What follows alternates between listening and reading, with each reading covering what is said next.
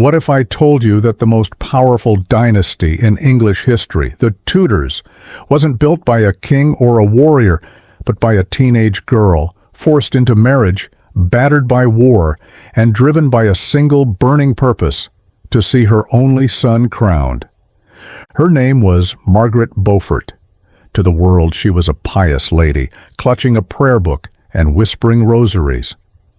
But behind that veil of holiness was a mind sharp as a dagger, a woman who turned survival into strategy and strategy into a crown.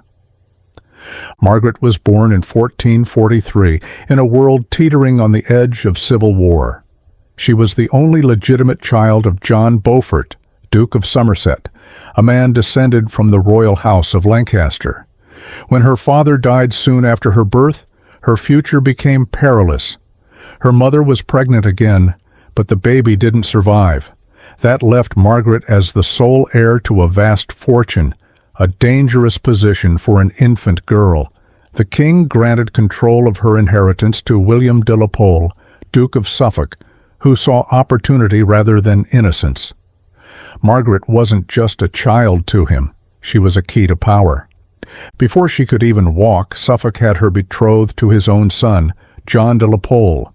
She was a baby bride, a living chess piece moved to secure dynastic ambitions. The marriage was later dissolved, but the message was clear. Margaret's life would never truly belong to her. She would always be a pawn in the dangerous game of royal politics. By the time Margaret was 12, England's fragile peace shattered.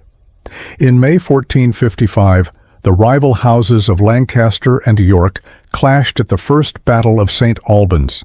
The battle was small, but its impact was massive. It marked the beginning of the Wars of the Roses.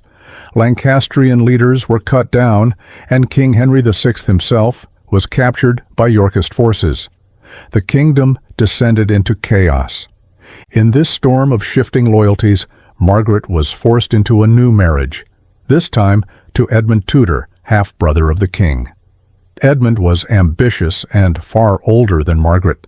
To him, she wasn't a bride, but a prize. Their union wasn't tender or romantic, it was political and deeply perilous. Edmund quickly became a target as the war escalated. When Yorkist forces swept through, he was captured and thrown into prison. In the filth of his cell, plague took him. By November 1456, Edmund Tudor was dead, leaving Margaret a widow at only 13 years old, carrying his unborn child while the world around her burned. The labor that followed was a nightmare. Margaret's body was far too young and small for childbirth. The pain was unimaginable. She clutched her rosary, whispering prayers to God, bargaining for her child's life. On a cold January night in 1457, in the lonely fortress of Pembroke Castle, she gave birth to a son, Henry Tudor. But the delivery nearly killed her and left her permanently scarred. Though she would marry twice more, she would never bear another child. Henry would be her only son, her only chance at a legacy. And she would stop at nothing to protect him. The war raged on. In 1461, the Yorkists achieved a decisive victory at Towton, the bloodiest battle ever fought on English soil. King Henry VI was overthrown. The new king, Edward IV, seized young Henry Tudor's titles and lands and placed him under the wardship of Sir William Herbert, a staunch Yorkist. For Margaret, it was agony. Her precious boy was taken from her, raised in a hostile household where every move was watched. She was granted only brief visits, never true control. When a rebellion briefly restored Henry VI to power in 1470, Margaret seized the moment. She begged her brother-in-law, Jasper Tudor, to take young Henry into exile before the Yorkists struck back. Jasper agreed. Margaret stood on the shore, watching as the ship carrying her son disappeared into the mist. She did not know it then, but it would be 14 long years before she saw him again. Widowed once more when her second husband, Henry Stafford, was killed from wounds received at the Battle of Barnet, Margaret remarried for a third and final time. Her new husband was Thomas Stanley, one of the most powerful nobles in England. This marriage was not about love, it was about survival. Stanley's influence gave Margaret the cover she needed to move freely at court and rebuild her shattered reputation. Outwardly, she appeared a dutiful wife and devout lady. Inwardly, she began weaving a web of alliances and secrets to prepare for her son's eventual return. In 1483, King Edward IV died suddenly. His young heir, Edward V, was placed in the Tower of London by his uncle, Richard, Duke of Gloucester. Soon after, the boy and his younger brother vanished. The whispers of murder spread like wildfire. Richard crowned himself King Richard III. The realm trembled. But Margaret saw an opening. She secretly allied herself with Elizabeth Woodville, mother of the missing princes, and the two women hatched a daring plan. Margaret's son, Henry Tudor, would return from exile, overthrow Richard, and marry Elizabeth's eldest daughter. By uniting the bloodlines of Lancaster and York, Henry's claim would be unassailable. Their first attempt came that autumn. The Duke of Buckingham rose in rebellion, funded in part by Margaret's money and promises. But fate turned cruel.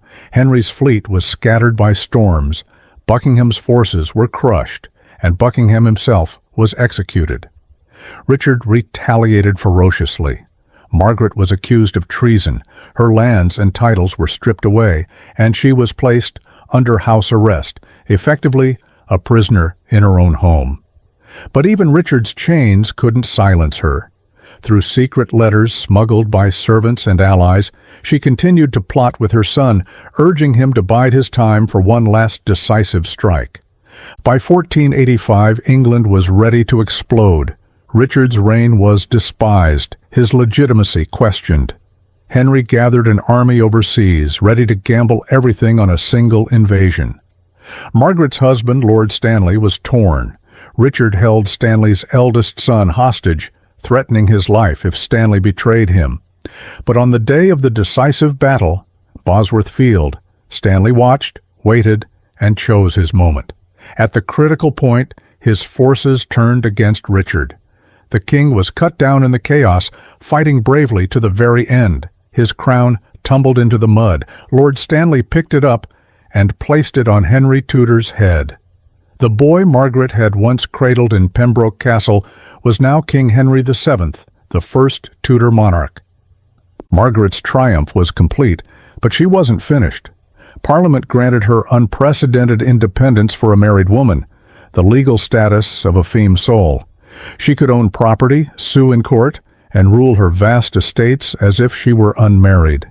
She took a new title, one no woman had ever held before: My Lady the King's Mother. At court she walked only half a pace behind the Queen and wore robes as fine as any royal. Even foreign ambassadors reported that Henry relied deeply on his mother's advice, both in public affairs and private matters. Some called her saintly, a woman of piety and devotion. Others saw her as a cold manipulator, always scheming, always watching. The truth was more complex.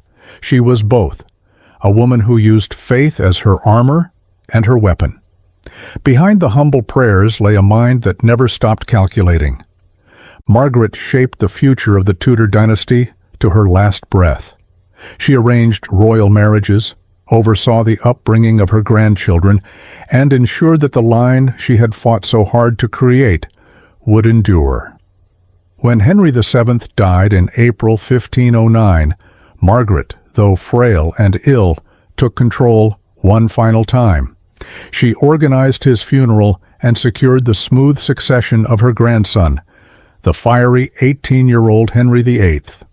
Only after the coronation was safely completed did Margaret allow herself to rest.